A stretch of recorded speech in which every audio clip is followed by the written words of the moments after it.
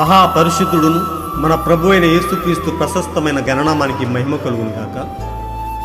కుటుంబ బలిపీఠము అనే మంచి కార్యక్రమాన్ని ప్రతిరోజు యూకే గాస్పల్ స్ట్రీమింగ్స్ అనే మా యూట్యూబ్ ఛానల్ ద్వారా ఆడియో రూపంలో వీక్షిస్తున్న మీ అందరికీ ప్రభు అయిన యేసుక్రీస్తు ఉన్నతమైన గణనామం పేరట శుభములు తెలియజేస్తున్నాను. ఇంకనూ వినండి, అనేక కుటుంబాలకు షేర్ చేయండి, దేవుని నుండి గొప్ప మేలులను పొందుకొనండి. దేవుడు మిమ్మలను బహుగా దీవించునుగాక.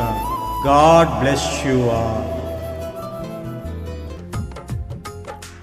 దోషభరిత కార్యములు చేయుటకు గతించిన కాలమే చాలు. దోషభరిత కార్యములు చేయుటకు గతించిన కాలమే చాలు. సుఖానుభవమే సంతోషమని, సుఖానుభవమే సంతోషమని ఎంచుకొనక నీవు పాపదాస్యమును విడనాడు. ఎంచుకొనక నీవు పాపదాస్యమును విడనాడు. ఓ నేస్తమా, చూడుము నేడే యేసు వైపు, నడుము నేడే క్రీస్తు వైపు. చూడుము నేడే యేసు వైపు, నడుము నేడే క్రీస్తు వైపు. ఒక కుటుంబ బలిపీఠం వాల్యూమ్ 1 నుండి 135వ రోజు, మే 15వ తేదీ. అంశం: నీ కొరకు ఒక ఉచ్చు ఏర్పాటైంది గనుక నీవు మాట్లాడే విషయంలో జాగ్రత్త. ఈ అంశము కొరకు కొంత వాక్య భాగాలను చదువుతాం. మీరు శోధనలో ప్రవేశించకుండానట్లు మెలకువగా ఉండి ప్రార్థన చేయుడి. మత్తయి 26వ అధ్యాయము 41వ వచనం. యెహోవా నా నోటికి కావలి ఉంచుము, నా పెదవుల ద్వారమునకు కాపు పెట్టుము. కీర్తన 141వ అధ్యాయము 3వ వచనం. ఈ అంశము కొరకు సమకూర్చిన వర్తమాన భాగాన్ని చదివి విందాం. మేము అక్కడ ఒక చిన్న గుడారము ప్రక్కన నిలబడినప్పుడు, నేను ఎలుగుబంటిని వేటాడేటప్పుడు మెడాను, బిల్లిని ఆ గుడారంలో పడుకోబెట్టాను. నేను ఒక వైపుకి వెళ్ళాను. అప్పుడు ప్రభు ఆత్మ నా మీదకి వచ్చింది. నేను వణకడం ఆరంభించాను. ప్రభు ఆత్మ ఇలా చెప్పాను, నీ కోసం ఒక ఉచ్చు ఏర్పాటయింది గనుక నీవు మాట్లాడే విషయంలో జాగ్రత్త. ఫ్రెడ్, నీవు ఎక్కడున్నావు? నువ్వు ఈ రాత్రి కూటంలో ఉన్నావా? అతడు వచ్చాడని నాకు తెలుసు. అవును, సరిగ్గా ఇక్కడ వెనుక. మేమక్కడ నుండి బయలుదేరాము. నేను బ్రదర్ ఫ్రెడ్ సాద్మాన్తో ఏదో జరగబోతుంది అని చెప్పాను.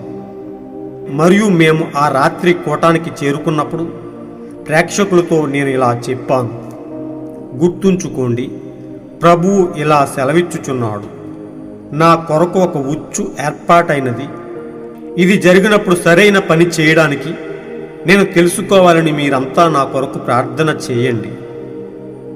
మరుసటి రాత్రి అది జరిగింది. 2 వ్యక్తులను, ఒక యువకుణ్ణి అపవాది ఆ కూటమును చెదరగొట్టడానికి పంపినాడు. మరియు అది వెర్మింటోలో జరిగింది. మేము ఆ కూటములో ఉన్నప్పుడు వచ్చిన ఆ యువకుడు, యువతి, ఆమె ఒక మంగోలియన్ అమ్మాయిలా కనిపించింది. ఆ యువకుడు ఆమెను పట్టుకున్నాడు. వారిద్దరూ 25 ఏళ్లలోపే ఉన్నారు. వారు అక్కడ సంఘంలో ఉండి అలాంటి అనైతిక పనులు చేయుచున్నారు.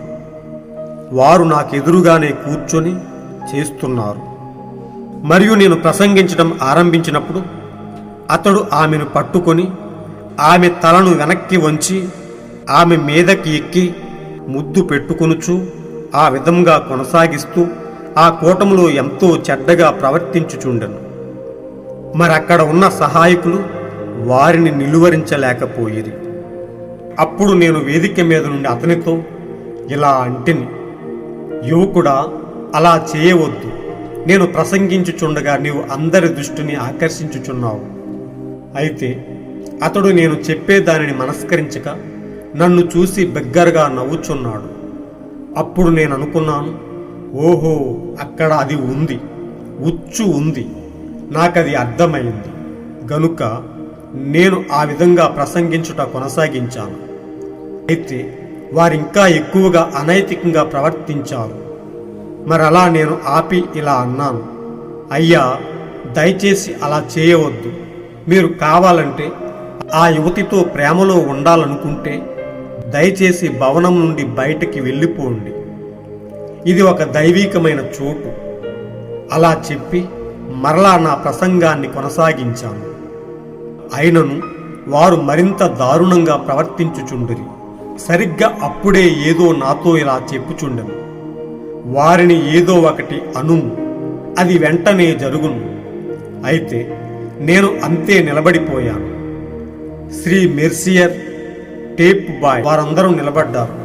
బ్రదర్ ఫ్రెడ్ వారిలో చాలామంది అక్కడ ఉన్నారు. నాకు చెమట కారుతుంది. ఏదో ఇలా చెప్పింది, అంధత్వము కలుగునుగాక అని చెప్పుము. వెంటనే వారు గుడ్డివారు అవుతారు, లేదా మరణం అని చెప్పుము. వెంటనే వారిని బయటకు మోసుకొని పోతారు. నీకు ఏది చెప్పాలని ఉందో అది చెప్పుము. హో, నేనైతే ఏమీ మాట్లాడలేకపోయాను, కదలలేకపోయాను. కొద్దిసేపటి తర్వాత అది నన్ను వదిలిపోయినట్టు ఉండెను. అప్పుడు నేను అనుకున్నాను, దేవా, ఇప్పుడు నేనేమి చేయాలి? అప్పుడు నేను తిరిగాను, అక్కడ నిలబడ్డాను. అతని ముఖం తెల్లబారిపోయింది. అతడు నన్నే చూస్తూ ఉన్నాడు. అప్పుడు నేను అనుకున్నాను, నేను ఏమి చెప్పాలి?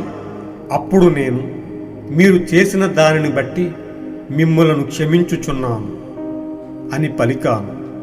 ఈ పర్వతంతో మాట్లాడుము అనే గొప్ప వర్తమాన భాగం నుంచి సేకరింపబడిన ఉన్నతమైన అంశం. ప్రియ సోదరి సోదరులారా, ప్రియ స్నేహితులారా, ప్రియ దేవుని బిడ్డలారా, దేవుడు ఈ రోజు కొరకు కుటుంబ బలిపీఠం నుండి మన కొరకు ఇచ్చిన ఈ అంశాన్ని బట్టి దేవుడు మన విశ్వాస జీవితాన్ని ఇంకనూ బలపరిచి ఆయనలో గొప్ప విశ్వాసాన్ని కలిగించునుగాక. మనం ఎల్లప్పుడూ కదలని వారముగా ఆయనతో స్థిరముగా ఉంచునుగాక. ఎల్లప్పుడూ ఆయనతోనే మనలను నడుపుచు మనము ఇంకనూ విశ్వాస వీరులుగా తీర్చిదిద్దబడి యథార్థముగా ఆయనలో సాగిపోదుముగాక. God bless you all. ఈరోజు మీరు చదవాల్సిన అనుదిన వాక్యపట్నము 2వ రాజులు 22-23 అధ్యాయములు మరియు యోహాను 4వ అధ్యాయము. మహాపరిశుద్ధుడును మన ప్రభువైన యేసుక్రీస్తు ఉన్నతమైన గణనామానికి మహిమ, ఘనత, ప్రభావములు కలుగునుగాక. ప్రియ సోదరి సోదరులారా, ప్రియ దేవుని బిడ్డలారా, దేవుడు మనలను ప్రేమించి ఈ రోజు కొరకు మనకిచ్చిన యొక్క వర్తమాన భాగాన్ని బట్టి, ఈ అంశాన్ని బట్టి ఆయన ఉన్నతమైన నామానికి మహిమ కలుగునుగాక. ఆయన ఎల్లప్పుడూ మనలను ప్రేమిస్తూ మన కొరకు ఎన్నో ఉన్నతమైన అంశాలను ఇస్తూ మనలను విశ్వాసంలో ముందుకు నడిపిస్తూ ఉన్నాడు. ప్రియ సోదరి సోదరులారా, మనము శోధనలో ప్రవేశించుకున్నట్లు మనలను ఎల్లప్పుడూ మెలకువ ఆత్మతో ఉండులాగున ఆయన తన వాక్యముతో మనలను ముందుకు నడిపిస్తూ మనము ఎడతెగక ప్రార్థన చేయాలని ఆయన కోరుకుంటూ ఉన్నాడు. మన విశ్వాస జీవితంలో ప్రార్థన అనే అంశాన్ని మనం పక్కకు పెట్టినప్పుడు మనం శోధనలో ప్రవేశిస్తామని, ప్రార్థనే లేకపోతే మనం ఓడిపోతామని ఆయన మన పట్ల ఎంతో బాధ్యత కలిగి మెలకుగా ఉండి ప్రార్థన చేయండి అని మనలను ప్రబోధించాడు.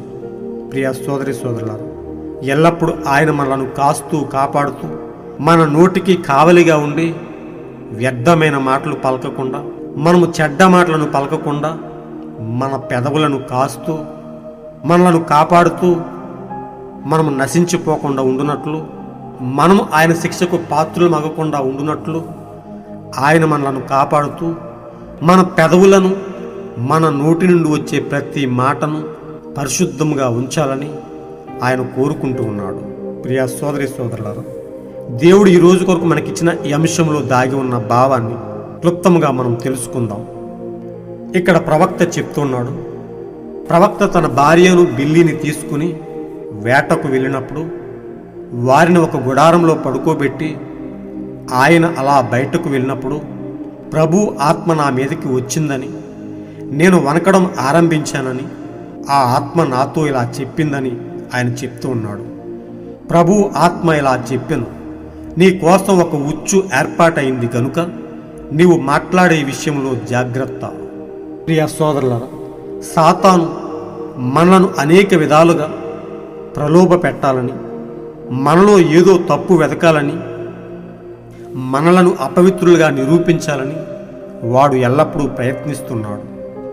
అయితే దేవుడు మన పట్ల బాధ్యత కలిగి సాతాను పనిన కుయుక్తిలో మనము పాలివారము కాకుండా ఆయన ముందుగానే మనకు తెలియపరుస్తూ తన వాక్యం ద్వారా మనలను హెచ్చరిస్తూ ఆయన మనలను భద్రపరుస్తూ ఉన్నాడు. ఇక్కడ ప్రవక్త జీవితంలో జరిగిన ఈ యొక్క సన్నివేశాన్ని ఒక్కసారి మనం గుర్తు చేసుకుందాం. అయితే ప్రవక్తతో ఆ ఆత్మ చెప్పిన విధంగా ప్రవక్తకు ఆ మరుసటి రోజు అది ఎదురైనట్టుగా మనం చూస్తూ ఉన్నాం. నీ కొరకు ఒక ఉచ్చు ఏర్పాటైంది గనుక నీవు మాట్లాడే విషయంలో జాగ్రత్తగా ఉండుము. అదే ప్రకారం ఆ మరుసటి రోజు ఆ ఆత్మ చెప్పిన రీతిగానే ఆ సన్నివేశం ఆయనకి ఎదురై ఆయనను ఎంతో ఇబ్బంది పెట్టినట్టుగా మనం చూస్తూ ఉన్నాం. ప్రవక్త అన్నాడు, దేవుని ఆత్మ నాతో ఇలా మాట్లాడింది గనుక అది జరిగినప్పుడు నేను సరి అయిన పని చేయడానికి మీరంతా నా కొరకు ప్రార్థన చేయండి అని ప్రార్థనా సహాయాన్ని కోరుకున్నాడు. తన సంఘానికి చెప్పి ప్రార్థనా సహాయాన్ని కోరుకుని అలాంటి పరిస్థితిలో ఆయన సరి అయిన పని చేయడానికి, మేలుకరమైన పని చేయడానికి, మేలుకరమైన మాటను పలకడానికి ఆయన ప్రార్థన సహాయంతో ముందుకు వెళ్ళినట్టుగా మనం చూస్తూ ఉన్నాం. ప్రార్థన లేనిది మన జీవితంలో ఓడిపోతాం. ప్రియ సోదరులారా, ప్రార్థన అనేది మన జీవితంలో కత్తిరించబడితే నిశ్చయంగా మనం ఓడిపోయే ప్రజలముగా మిగిలిపోతాం. మనం ఎల్లప్పుడూ ప్రార్థన సహాయంతోనే సాతాను యొక్క కుయుక్తిని అంచనా వేయవలసిన వారమై ఉన్నాం. ప్రార్థన చేస్తేనే వాడు మనకు లోబడతాడు. ప్రార్థనలోనే వాడిని మనం వంచగలుగుతాము. లేకపోతే మనలను వాడు అనేక రకాలైన ప్రలోభాలకు గురిచేసి మనలను యథార్థమైన మార్గంలో నుంచి బయటకు లాగి మనలను తప్పుగా చిత్రీకరిస్తాడు. మనలో దోషం ఉందని నిరూపించడానికి వాడు ప్రయత్నిస్తాడు. మనం వాడి కుయుక్తి నుండి తప్పించుకోవాలంటే మనం ప్రార్థనతోనే ముందుకు వెళ్ళవలసిన వారమై ఉన్నాం. ఓ ప్రియ సోదరి సోదరులారా, ఇక్కడ జరిగిన ఈ యొక్క సన్నివేశాన్ని ఒక్కసారి మనం చదివి ముందుకు వెళ్దాం. మరుసటి రాత్రి అది జరిగింది. 2 వ్యక్తులను, ఒక యువతి యువకుణ్ణి అపవాది ఆ కూటమును చెదరగొట్టడానికి పంపాడు. చూసారా ప్రియ సోదరులారా, వాడు ఎవరినైనా వాడుకుంటాడు. దేవుని పనిని ఆటంకపరచడానికి, దేవుని నామానికి మహిమకరంగా ఒకటి జరుగుతున్నప్పుడు వాడు ఏదో ఒక రీతిగా అక్కడ ఆటంకాన్ని కలిగించడానికి సాతాను దగ్గర అనేక మార్గాలను కలిగి ఉంటాడు. వాడు దేనినైనా వాడుకొని అక్కడ ఆటంకాన్ని కలిగించటానికి వాడు ప్రయత్నిస్తూ ఉంటాడు. ఇక్కడ మనం చూసినట్లయితే ఆ 2 యువకులు ఆ కూటానికి వచ్చి ఎంతో అనైతికంగా బిహేవ్ చేసినట్లుగా మనం చూస్తూ ఉన్నాం. ఇక్కడ చెప్తున్నాడు, ఆ యువకుడు ఆమెను పట్టుకున్నాడు. వారిద్దరూ 25 సంవత్సరముల లోపే ఉన్నారు. వారు అక్కడ సంఘంలో ఉండి అలాంటి అనైతిక పనులను చేయుచున్నారు. వారు నాకు ఎదురుగానే కూర్చొని చేస్తున్నారు. మరియు నేను ప్రసంగించడం ఆరంభించినప్పుడు అతడు ఆమెను పట్టుకొని ఆమె తలను వెనక్కి వంచి ఆమె మీదకి ఎక్కి ముద్దు పెట్టుకొనుచు ఆ విధంగా కొనసాగిస్తూ ఆ కూటములో ఎంతో చెడ్డగా ప్రవర్తించుచుండెను. మరి అక్కడ ఉన్న సహాయకులు వారిని నిలువరించలేకపోయారు. అప్పుడు నేను వేదిక మీద నుండి అతనితో ఇలా అంటిని, ఓ యువకుడా, అలా చేయవద్దు. నేను ప్రసంగించుచుండగా నీవు అందరి దృష్టిని ఆకర్షించుచున్నావు. దయచేసి అలా చేయవద్దు. అయితే నేను చెప్పేదానిని ఆ యువకుడు మనస్కరించక నన్ను చూసి బిగ్గరగా నవ్వుచున్నాడు. అప్పుడు నేను అనుకున్నాను, ఓహో, ఆ ఆత్మ నాతో చెప్పిన ఆ విషయం ఇదే అయి ఉండొచ్చు. నీ కొరకు ఒక ఉచ్చు ఏర్పాటైంది గనుక నీవు మాట్లాడే విషయంలో జాగ్రత్తగా ఉండుము. ఆ ఆత్మ చెప్పిన విషయాన్ని గుర్తు చేసుకున్నట్టుగా మనం చూస్తున్నాం. ప్రవక్త అంటున్నాడు, అప్పుడు నేను అనుకున్నాను, ఓహో, అక్కడ అది ఉంది, ఉచ్చు ఉంది అని నాకు అర్థమైంది గనుక నేను ఆ విధంగా ప్రసంగించుట కొనసాగించాను. అయితే వారింకా ఎక్కువగా అనైతికంగా ప్రవర్తించారు.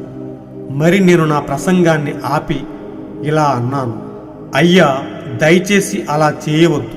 మీరు కావాలంటే ఆ యువతితో ప్రేమలో ఉండాలనుకుంటే దయచేసి భవనం నుండి బయటకు వెళ్ళిపోండి. ఇది ఒక దైవికమైన చోటు అని చెప్పి మరలా నా ప్రసంగాన్ని కొనసాగించాను. అయినను వారు మరింత దారుణంగా ప్రవర్తించుచుండిరి. సరిగ్గా అప్పుడే ఏదో నాతో ఇలా చెప్పుచుండెను, వారిని ఏదో ఒకటి అనుము, అది వెంటనే జరుగును. అయితే నేను అంతే నిలబడిపోయాను. ఏదో నాతో ఇలా చెప్పింది, అంధత్వము కలుగునుగాక అని చెప్పుము, వెంటనే వారు గుడ్డివారు అయిపోతారు. లేదా మరణమని చెప్పుము, వెంటనే వారిని బయటకు మూసుకుని పోతారు. నీకు ఏది చెప్పాలని ఉందో అది చెప్పుము. సమస్త అధికారము నీ చేతిలో ఉంది. నీవు ఏది పలికితే అది జరుగుతుంది. నీవు ఏది చెప్పాలనుకుంటే అది చెప్పు అని ఆ ఆత్మ చెప్తూ ఉన్నప్పుడు ప్రవక్త ఏమి చేశాడో తెలుసా ప్రియ సోదరులారా?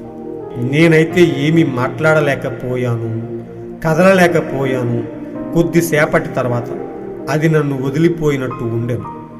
అప్పుడు నేను అనుకున్నాను, ఓ దేవా, ఇప్పుడు నేను ఏమి చేయాలి?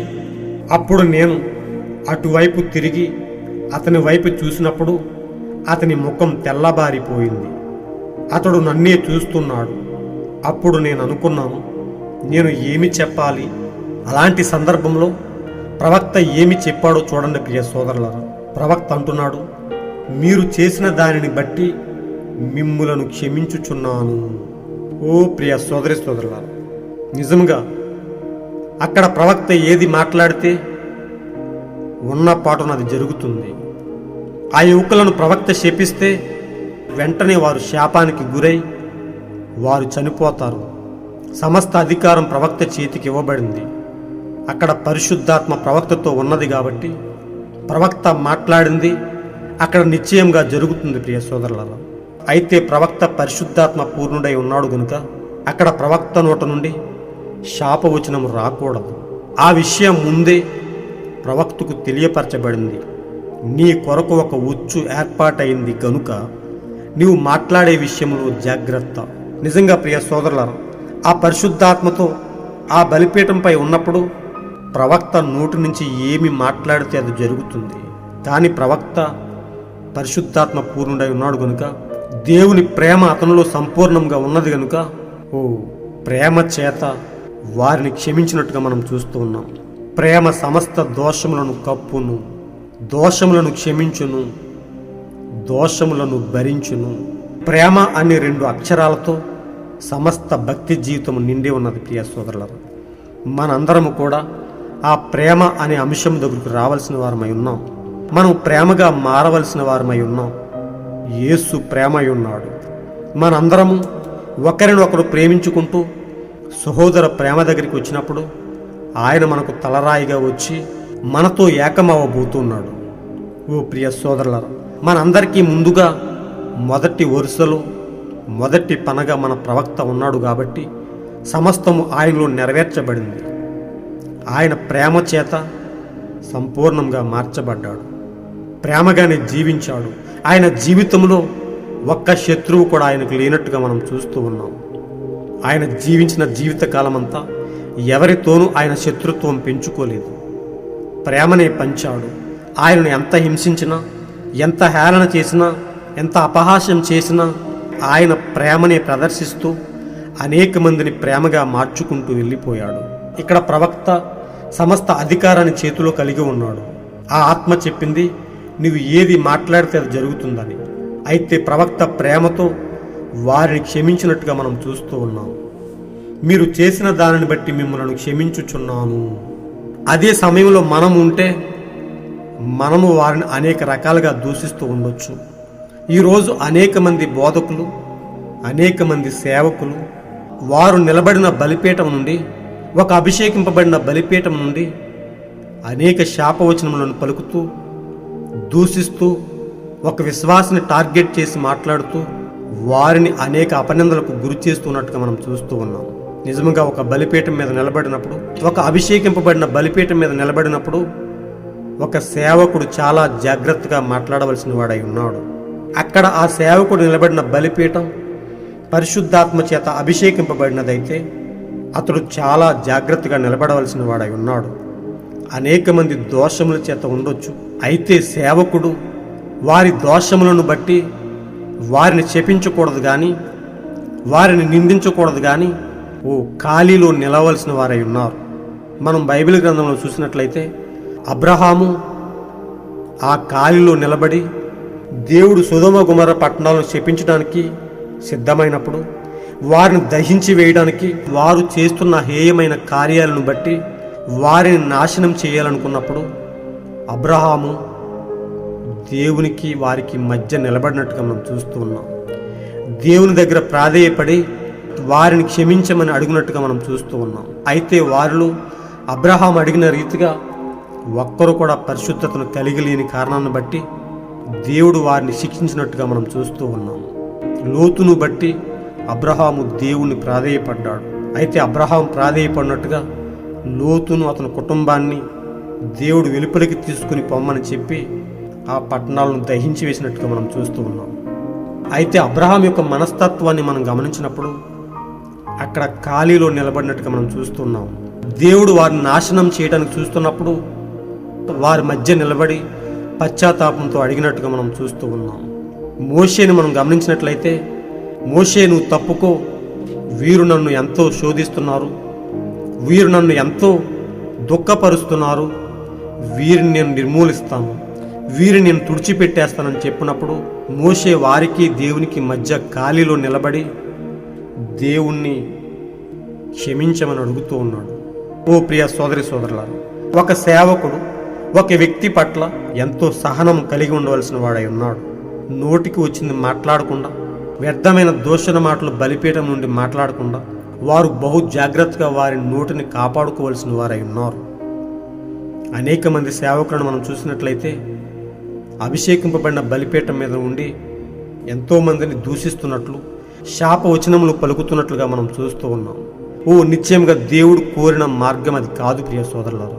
అందుకే ప్రవక్తకు ముందే చెప్పాడు, నీవు మాట్లాడే విషయంలో జాగ్రత్తగా ఉండు. దేవుడు ప్రవక్త నోటిని పరీక్షించాడు. ఆ సమయంలో ప్రవక్త ఎలాంటి నిర్ణయం తీసుకుంటాడో ప్రవక్తను దేవుడు పరీక్షించాలనుకున్నాడు. ప్రియ స్నేహితులారా, మనం వాక్యాన్ని ఎల్లప్పుడూ గమనిస్తూ, వాక్యంలో ఉన్న శక్తిని ఆశ్రయిస్తూ మనం ఎంతో జాగ్రత్తగా ముందుకు వెళ్ళవలసిన వారమై ఉన్నాం. ఇక్కడ ప్రవక్త చేసిన దాన్ని మనం ఎంతో సాదృశ్యంగా తీసుకుని, మాదిరిగా తీసుకుని మన జీవితంలో అనేక మందిని క్షమిస్తూ, వారి దోషాలను ప్రేమతో కప్పుతూ మనం ముందుకు వెళ్ళవలసిన వారమై ఉన్నాం. వారికి వాక్యాన్ని, దేవుని యొక్క ప్రేమను పరిచయం చేసి దేవుని యొద్దకు నడిపించవలసిన వారమై ఉన్నాం.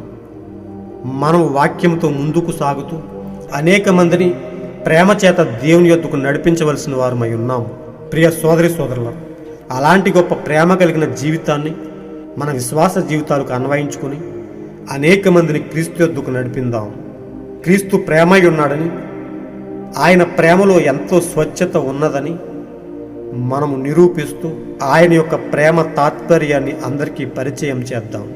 అనేక మందిని క్రీస్తు యొద్దకు నడిపించి క్రీస్తు యొక్క గొప్ప రాజ్యానికి వారసులుగా తీర్చిదిద్దుదాం. అలాంటి గొప్ప కృపను దేవుడు మనతో ఉంచి ఎల్లప్పుడూ ముందుకు నడిపించునుగాక. అంతం వరకు స్థిరముగా ఉండి మనం మాట్లాడే ప్రతి మాట విషయంలో బహు జాగ్రత్త గలవరమై ప్రార్థనా సహాయంతో మన పెదవులను కాచుకుంటూ ప్రేమని పంచుదాం. అనేక మందిని క్రీస్తు వద్దకు నడిపిందాం. దేవుడు మిమ్మలను బహుగా దీవించునుగాక. God bless you all. దేవుని యొక్క శాంతి, సమాధానం, ఆయన యొక్క మెండైన ఆశీర్వాదములు మీ కుటుంబాలలో ఎల్లప్పుడూ నిండుగా ఉంచునుగాక. షాలోమ్. ఓ నేస్తమా చూడుము నేడే యేసు వైపు నడుము నేడే క్రీస్తు వైపు చూడుము నేడే యేసు వైపు నడుము నేడే క్రీస్తు వైపు గతించిన కాలము తిరిగి రాదు రేపటి దినము నీది కాదు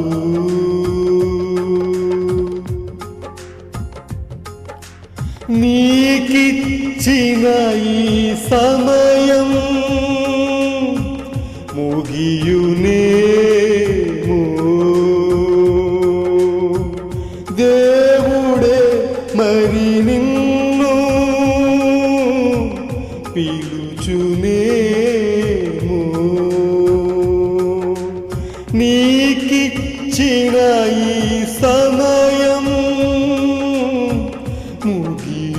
ముగియునేమో దేవుడే మరి నిన్ను పిలుచునేమో దొరకు కాలమున రక్షణ నుండి దొరకు కాలమున రక్షణ నుండి ప్రభువు కొరకు నీవు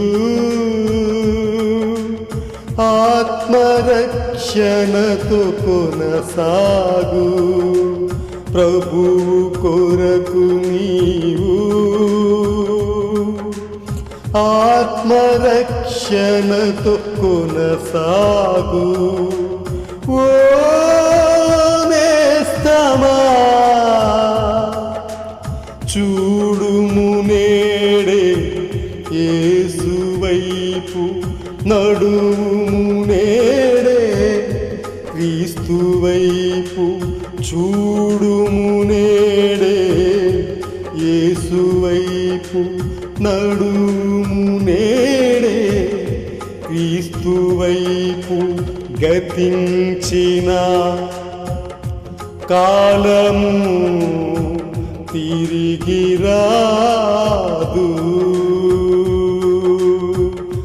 రేపటి దినము